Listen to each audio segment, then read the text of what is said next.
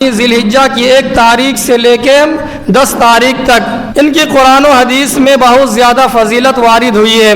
جیسا کہ اللہ رب العالمین نے اس مہینے کی یا عشرہ ذی الحجہ کی فضیلت کو واضح کرتے ہوئے قرآن مجید میں اللہ رب العالمین نے قسم بھی کھایا، جیسا کہ سورۃ الفجر کی شروع ہے کہ والفجر ولیال عشر، قسم ہے فجر کی اور 10 راتوں کی. تو آئیے اللہ رب العالمین نے فجر کی قسم کھائی اور 10 راتوں کی قسم کھائی. جمہور مفسرین کے نزدیک 10 راتوں سے مراد یہی عشرہ ذی الحجہ کی 10 راتیں مراد ہیں. یعنی آج ذی الحجہ کی 2 تاریخ ہے، 1 تاریخ سے لے کے 10 تاریخ کی اللہ رب العالمین قسم کھائی ہے. اب اللہ رب العالمین کا 10 راتوں کا قسم کھانا اس کی اہمیت کو اجاگر کرتا ہے. اللہ رب العالمین کا قسم کھانا اس بات کی دلیل ہے کہ 10 راتوں کی بہت زیادہ فضیلتیں قرآن اور حدیث میں وارد ہوئی ہیں. اب آئیے جب فضیلت ہے تو نبی اکرم صلی اللہ علیہ وسلم کی ایک صحیح حدیث بخاری شریف کی حدیث ہے، اس کو سامنے رکھتے ہیں. اللہ کے رسول صلی اللہ علیہ وسلم نے بیان کیا کہ دیکھیے اس رات کی یا 1 تاریخ سے لے کے 10 دنوں کی کیا فضیلت ہے. نبی اکرم صلی اللہ علیہ وسلم نے بیان کیا کہ افضل ایام الدنیا ایام العشر، یعنی عشرہ ذی الحجہ. دنیا میں جتنے ایام ہوتے ہیں، دنیا میں سال میں جتنے دن ہوتے ہیں، ان دنوں میں سب سے افضل دن اور سب سے اچھا اور عمدہ دن عشرہ ذی الحجہ ہے. عشرہ ذی الحجہ ہے، 1 تاریخ سے لے کے 10 تاریخ ہے. صحابہ کرام نے اللہ کے رسول صلی اللہ علیہ وسلم سے پوچھا، قیلا، آپ سے پوچھا گیا، سوال کیا گیا کہ ولا مثلہن فی سبیل اللہ، کہ اتنے ہی دن 1 تاریخ سے لے کے 10 تاریخ تک یا دوسرے مہینے میں لوگ اگر اتنے ہی دن 10 دن جہاد فی سبیل اللہ میں گزارے، اللہ کے راستے میں جہاد کرنے کے لیے نکلے، تو کیا اس کی بھی اتنی فضیلت نہیں ہے جتنی فضیلت عشرہ ذی الحجہ کی ہے؟ تو نبی اکرم صلی اللہ علیہ وسلم نے فرمایا کہ ولا مثلہن فی سبیل اللہ، جہاد میں گزارے گئے ایام بھی اتنے افضل اور اچھا نہیں ہے. لیکن ایک شرط لگایا، الا رجل عفر وجهه فی التراب، مگر اس آدمی کی فضیلت زیادہ ہو سکتی ہے، اس آدمی کی فضیلت، اس آدمی کی اہمیت زیادہ ہو سکتی ہے جو آدمی اپنے مال کے ساتھ، اپنی سواری کے ساتھ جنگ کے لیے نکلا ہو اور خود بھی شہید ہو جائے، اس کی سواری بھی شہید ہو جائے اور مال و دولت سب کچھ لٹ جائے، تو اس آدمی کی فضیلت تو ہو سکتی ہے، ورنہ اس کے علاوہ اس مہینے کی جتنی فضیلت ہیں دوسرے ایام میں نہیں ہے. اب آئیے اس ایام کی کیا فضیلت ہے، مختصر 1-2 حدیثیں دیکھتے ہیں. سب سے پہلا مسئلہ یہ ہے کہ دیکھیے اس مہینے میں ہمیں زیادہ سے زیادہ تکبیرات کا اہتمام کرنا چاہیے، تکبیرات کا اہتمام کرنا چاہیے.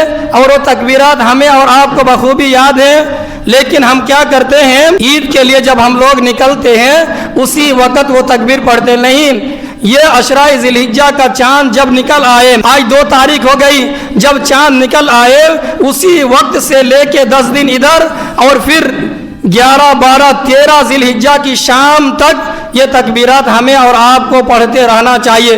فرض نمازوں کے بعد ہو، سنت نمازوں کے بعد ہو، چلتے پھرتے ہو، بازار جاتے ہو، یہ تکبیر کا اہتمام ہمیں اس مہینے میں اور خاص کر ان 10 دنوں میں اہتمام کرنا چاہیے. وہ تکبیر ایک مرتبہ پڑھتا ہوں، اللہ اکبر لا الہ الا اللہ واللہ اکبر وللہ الحمد. یہ تکبیرات جب سے عید کا چاند نکل آیا ہے تب سے لے کے قربانی کر لینے کے 3 دن بعد تک ہمیں یہ کہنا چاہیے اور اس کا اہتمام کرنا چاہیے. انشاءاللہ ہم کریں گے. اب اس کے بعد دیکھیے اس مہینے میں ایک اور کام آتا ہے، روزہ. روزے کا اہتمام کرنا چاہیے، روزے کا بہت زیادہ، خاص کر اس مہینے میں 1 تاریخ سے لے کے 10 تاریخ تک نفل روزوں کی بڑی فضیلت ہے، نفل روزوں کی بڑی فضیلت ہے. نبی اکرم صلی اللہ علیہ وسلم کی حدیث ہے، نبی اکرم صلی اللہ علیہ وسلم نے فرمایا من صام یوما فی سبیل اللہ، جو آدمی اللہ کے لیے ایک روزہ رکھتا ہے، اللہ رب العالمین کی خوشنودی کے لیے اس مہینے میں 1 روزہ رکھتا ہے، 1 روزے کی اہتمام کرتا ہے، تو حدیث کا الفاظ ہے بعد اللہ لہ وجہہ عن النار 70 خریفا، کہ ایسے آدمی کو اللہ رب العالمین जहन्नम से 70 साल दूर कर देता है। सुभान अल्लाह। जो आदमी इस महीने में 1 तारीख से लेकर 10 तारीख तक एक रोज़े का एहतमाम करेगा, एक रोज़े का एहतमाम करेगा, ऐसे आदमी को अल्लाह रब्बुल आलमीन जहन्नम से 70 साल की मुसाफत तक दूर कर देगा। तो हमें कोशिश करके 1-2 रोज़ा कम से कम रखना चाहिए। अब आइए, एक रोज़ा और आता है इस महीने में जिसको हम और आप यौम अरफा के रोज़े के नाम से जानते हैं। यौम अरफा, और यौम अरफा कहा जाता है जिलहिज्जा की 9 तारीख को।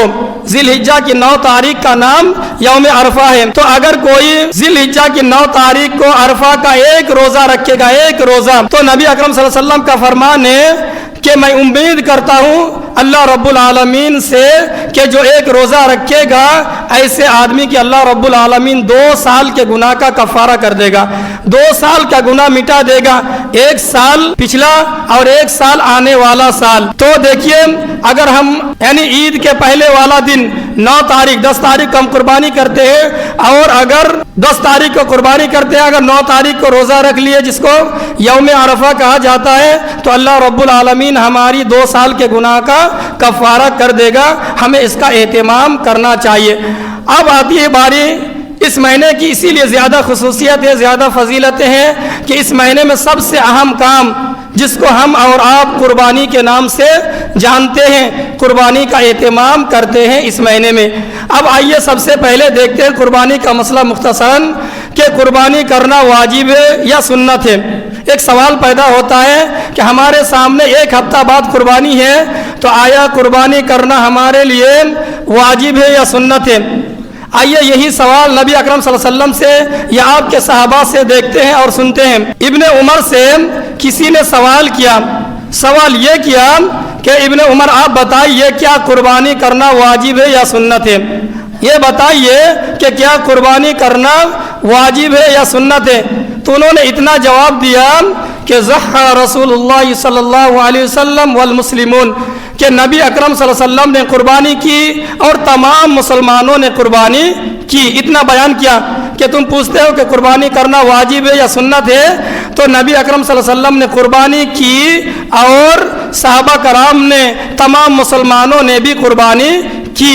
साहिल ने, सवाल करने वालों ने यही सवाल 2 बार दोहराया और फिर कहा कि बताइए क्या कुर्बानी करना वाजिब या सुन्नत है, ये सवाल करता हूँ। तो हजरत इब्ने उमर ने वही जवाब दिया कि अताअकिलु ज़हा रसूलुल्लाह सल्लल्लाहु अलैहि वसल्लम वल मुस्लिमून, क्या तुम कुछ समझते हो, क्या तुम्हें कुछ अकल है? मैं कह रहा हूँ कि रसूलुल्लाह सल्लल्लाहु अलैहि वसल्लम ने कुर्बानी की और सहाबा कराम ने कुर्बानी की।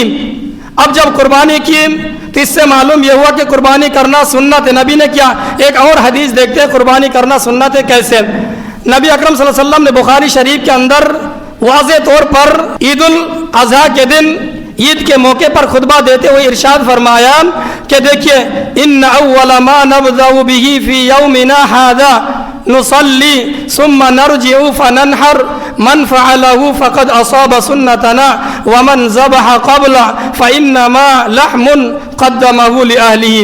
कि नबी अकरम सल्लल्लाहु अलैहि वसल्लम ने ईद के दिन खुतबा देते हुए फरमाया कि आज ईद का दिन है, आज सबसे पहले हम क्या करेंगे, ईद उल अज़हा की नमाज के लिए ईदगाह जाएंगे और वहाँ जाके सिर्फ 2 रिकात नमाज पढ़ेंगे, उसके बाद घर वापस आ जाएंगे और घर वापस आ जाने के बाद हम कुर्बानी करेंगे।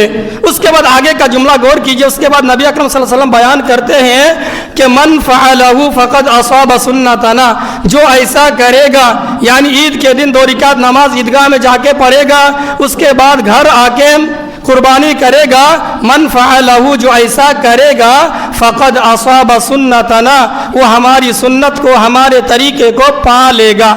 इससे मालूम ये हुआ कि कुर्बानी करना बहरहाल सुन्नत है। उसके बाद एक और जुमला कहते हैं कि वमन ज़बह क़ब्ला, जो ईद की नमाज से पहले कुर्बानी कर लेगा, तो फ़इन्नमा हुआ लहमुन क़द्दमहु लिअहलिही, तो वो सिर्फ गोश्त खाना होगा जिन्होंने गोश्त को अपने अहल के लिए, अपने बाल बच्चों के लिए ईद की नमाज से पहले कुर्बानी कर लिया हो। लैसा मिनन नुसुकी फ़ी शै, उसकी कुर्बानी हरगिज़ नहीं होगी। मालूम ये हुआ कि कुर्बानी करना सुन्नत है, कुर्बानी करना वाजिब तो नहीं है, लेकिन ایسی سنت ہے کہ نبی اکرم صلی اللہ علیہ وسلم ہر سال قربانی کیا کرتے تھے۔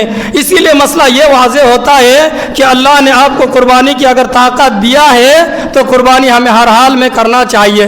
جیسا کہ بخاری شریف کی ایک حدیث سے نبی اکرم صلی اللہ علیہ وسلم نے فرمایا کہ من وجد سعة لأن يضحي فلم يضحي فلا يحضر مصلانا، جس آدمی کو اللہ رب العالمین قربانی کی طاقت دے، جس آدمی کو اللہ رب العالمین وسعت دے، مال و دولت دے کہ وہ قربانی کر سکتا ہو لیکن اس کے باوجود قربانی نہ کرے تو نبی اکرم صلی اللہ علیہ وسلم کی حدیث سنیے کہ فلا يحضر مصلانا، وہ ہرگز ہماری عیدگاہ میں نہ آئے، ہماری عیدگاہ میں نہ آئے۔ اس سے معلوم یہ ہوا کہ قربانی کرنا تو سنت ہے، لیکن ایسی سنت ہے کہ طاقت ہونے پر ہمیں قربانی کرنا چاہیے، ہم ضرور کریں گے۔ کیوں؟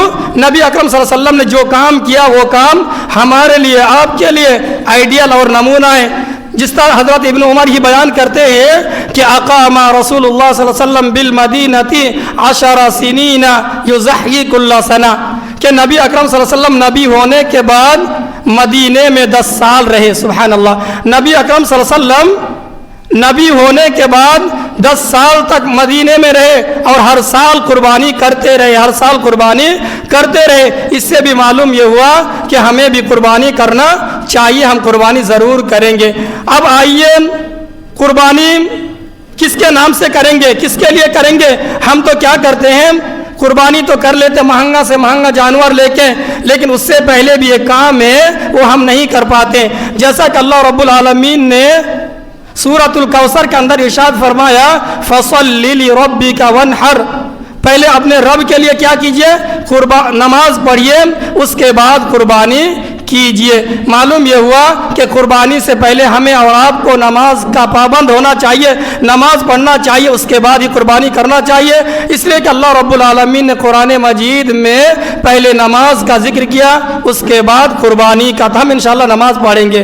اب ایک سوال ہوتا ہے کہ ہم جب اللہ رب العالمین کی خوشنودی کے لیے قربانی کریں گے، اللہ رب العالمین کو راضی کرنے کے لیے قربانی کریں گے، تبھی ہماری قربانی قابل قبول ہوگا، ورنہ قابل قبول نہیں ہوگا۔ جیسا کہ اللہ رب العالمین نے ایک اور مقام پر قرآن مجید میں ارشاد فرماتا ہے قُلْ إِنَّ صَلَاتِي وَنُسُكِي وَمَحْيَايَ وَمَمَاتِي لِلَّهِ رَبِّ الْعَالَمِينَ، اے نبی آپ لوگوں میں کہہ دیجئے کہ میری نماز، میری قربانی، میرا مرنا اور میرا جینا سب کچھ اللہ رب العالمین کے لیے ہونا چاہیے۔ تو معلوم یہ ہوا نماز بھی اللہ کے لیے، قربانی بھی اللہ کے لیے، ہمارا جینا مرنا سب کچھ اللہ کے لیے ہونی چاہیے، تبھی ہماری قربانی ہوگی، ورنہ اللہ رب العالمین ہماری قربانی کو قبول نہیں کرے گا۔ ایک اور مسئلہ آتا ہے قربانی کے متعلق کہ قربانی کا جو جانور ہم خریدیں وہ دانتا ہونا چاہیے، دانتا ہونا چاہیے۔ جس طرح نبی اکرم صلی اللہ علیہ وسلم نے بیان کیا کہ لا تذبحوا، یہ بھی بخاری شریف کی حدیث ہے اور مسلم شریف کے اندر بھی حدیث موجود ہے کہ لا تذبحوا الا مسنہ الا ان یعصر علیکم فتذبحوا جزعۃ من الضأن، کہ کیا کرو، قربانی کا جانور دانتا ہونا چاہیے، دانتا ہونا چاہیے، اور اگر دانتا نہ ہو، نہ ملے تو بھیڑ میں صرف یہ اجازت دیا بھیڑ میں کہ اگر دانتا ہوا جانور نہ ملے تو بھیڑ کا بچہ اگر 1 سال کا ہو تب بھی ہم قربانی کر سکتے ہیں، لیکن بھیڑ کے بچے کے علاوہ خصی وغیرہ میں جائز نہیں ہے۔ تو معلوم یہ ہوا کہ قربانی کا جو جانور ہم انتخاب کرے، پسند کرے، چوائس کرے، وہ جانور بالکل دانتا ہونا چاہیے، اس کے علاوہ قربانی کرنا جائز نہیں ہے۔ ایک مسئلہ اور آتا ہے کہ ہم قربانی کا جو جانور انتخاب کرے وہ بالکل عیب سے پاک ہو، بالکل عیب سے پاک ہونا چاہیے۔ جس طرح نبی اکرم صلی اللہ علیہ وسلم نے ایک حدیث میں 4 عیب بیان کیا کہ جس جانور کے اندر یہ 4 عیب پائی جائے گی وہ قربانی نہیں ہوگا۔ نمبر 1 عیب الاوراء بین اور ہوا، ایسا بھیگا پن جانور جس کا بھیگا جس کو ہم لوگ بنگلہ میں ٹیرا بولتے ہیں، ایسا بھیگا پن جانور جس کا بھیگا پن بالکل واضح اور دکھائی دیتا ہو، ایسے جانور کی قربانی نہیں کرنا چاہیے۔ اسی طرح ایک لنگڑا جانور ایسا لنگڑا کہ جس کا لنگڑا پن بالکل دور سے دکھائی دیتا ہو، ایسے جانور کی بھی قربانی نہیں ہوگی۔ اسی طرح وہ بیمار جانور جس کی بیماری بالکل واضح ہو، دکھائی دیتا ہو، اس بیمار جانور کی بھی قربانی نہیں ہوگی۔ ایک اور جانور، ایسا دبلا پتلا جانور جس کے اندر، جس کے بدن میں گوشت نہ ہو، خالی ہڈی ہی ہڈی ہو، ایسے جانور کی قربانی سے ہمیں پرہیز کرنا چاہیے۔ اسی طرح ایک اور عیب آتا ہے، جس جانور کا کان چھیدا ہو، جس جانور کا کان کٹا ہو، یا جس جانور کا سینگ ٹوٹا ہو، ایسے جانور کی بھی قربانی درست نہیں ہے، ایسے جانور کی قربانی ہمیں نہیں کرنا ہے۔ ایک اور مسئلہ آتا ہے کہ ایک بکرا یا ایک بکری پورے فیملی کی جانب سے، پورے گھر والوں کی طرف سے کفایت کر جاتی ہے۔ ایک بکرا یا ایک بکری کی قربانی اگر ہم کریں گے تو پورے گھر والوں کی طرف سے قربانی ہو جاتی ہے۔ ہر آدمی کی طرف سے الگ الگ قربانی کرنا یہ ضروری اور واجب نہیں ہے۔ جس طرح کہ نبی اکرم صلی اللہ علیہ وسلم کی یہ بھی حدیث ہے کہ نبی اکرم صلی اللہ علیہ وسلم کے زمانے میں لوگ کیا کرتے تھے، ایک ہی جانور کو ذبح کرتے تھے اور اس میں گھر کے جتنے افراد ہوتے تھے سب کا نام لے لیتے تھے، سب کو شامل کر لیتے تھے۔ لیکن اللہ رب العالمین نے آج جب وسعت دی، اللہ رب العالمین نے مال و دولت دیا، تو اللہ رب العالمین بھی دیکھنا چاہتا ہے کہ آپ زیادہ جانور بھی اگر قربانی کریں اللہ کی رضا کے لیے، اللہ کو راضی کرنے کے لیے، تو آپ کر سکتے کوئی حرج نہیں ہے۔ جس طرح کہ سورۃ الحج کی ایک آیت ہے، سورۃ الحج سورہ نمبر 22 کی آیت نمبر 34 میں اللہ رب العالمین نے ارشاد فرمایا، وَلِكُلِّ أُمَّةٍ جَعَلْنَا مَنْسَكًا لِيَذْكُرُوا اسْمَ اللَّهِ عَلَى مَا رَزَقَهُمْ مِنْ بَهِيمَةِ الْأَنْعَامِ، کہ یہ قربانی کا طریقہ، یہ قربانی جو سنت کیا تو صرف ہمارے لیے نہیں بلکہ ہر امت کے لیے، ہر قوم کے لیے، ہر امت کے لیے اللہ رب العالمین نے قربانی کا طریقہ مقرر کیا۔ کیوں کیا؟ لِيَذْكُرُوا اسْمَ اللَّهِ عَلَى مَا رَزَقَهُمْ، تاکہ ہم اللہ رب العالمین کا نام لیں ان جانوروں میں، ان مالوں میں جو اللہ رب العالمین نے ہمیں اور آپ کو مال دیا۔ لِيَذْكُرُوا اسْمَ اللَّهِ عَلَى مَا رَزَقَهُمْ مِنْ بَهِيمَةِ الْأَنْعَامِ، چوپائے جانور میں سے۔ اب چوپایا جانور بیان کیا، اس چوپائے جانور میں 4 قسم کے جانور آتے ہیں، 8 قسم کے جانور آتے ہیں، لیکن اس میں مذکر اور مؤنث دونوں شامل ہیں، گائے، اونٹ، بھیڑ اور دمبا۔ ان 4 قسم کے جانور ہی کو ہم قربانی کر سکتے ہیں، اس کے علاوہ نہیں۔ اسی طرح ہم گائے اگر قربانی کریں گے تو گائے میں 7 آدمی شرکت کر سکتے، 7 آدمی شرکت کر سکتے، اس سے کم شرکت کر سکتے، 6-5 ہو سکتے، لیکن 7 سے زیادہ نہیں۔ اور اگر اونٹ خریدے اگر کسی نے تو اونٹ میں 7 آدمی بھی شریک ہو سکتا ہے، 7 سے لے کے 10 آدمی تک شرکت کر سکتے ہیں، یہ مسئلہ ہے۔ چلیے اللہ رب العالمین سے دعا ہے کہ بار اعلام ہم تمام مسلمانوں کو قربانی کے آنے سے پہلے پکا سچا تو نمازی بنا دے۔ یہ اللہ اگر ہم بھی اللہ کے لیے قربانی کرنا چاہیں تو سب سے پہلے ہمیں توبہ و استغفار کرنا ہوگا اور اللہ رب العالمین کی خوشنودی کے لیے جانور خریدنا ہوگا۔ اللہ رب العالمین سے دعا ہے کہ بار الہ تو سب سے پہلے ہمیں توبہ و استغفار کرنے کی توفیق دے، ہم تمام مسلمانوں کو سب سے پہلے پکا سچا نمازی بنا دے۔ اس کے بعد اے اللہ تو ہماری نماز کو قبول کر لے، ہماری قربانی کو قبول کر لے، ہماری تمام عبادت کو قبول کر لے۔ اے اللہ ہم تمام مسلمانوں کو جب تک دنیا میں زندہ رکھے، ایمان پر زندہ رکھے، اسلام پر زندہ رکھ، اور جب ہمارا خاتمہ ہو تو ایمان پر ہو، توحید پر ہو۔ وآخر دعوانا ان الحمد للہ رب العالمین۔